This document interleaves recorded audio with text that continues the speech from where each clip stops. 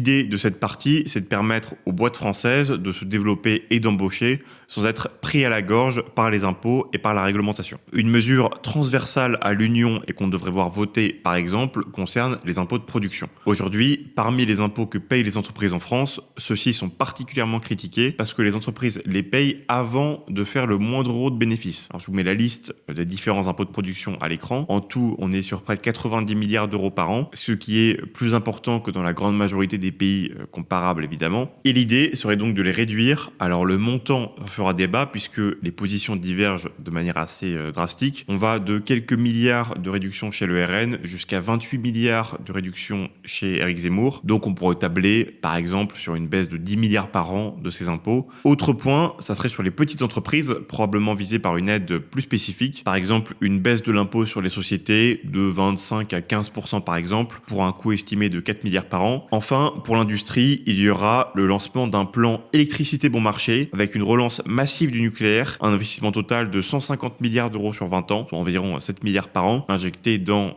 des EPR principalement, et avec, en tout cas c'est souhaité, des renégociations européennes pour modifier les conditions du marché commun de l'électricité que beaucoup jugent comme étant défavorables à la France.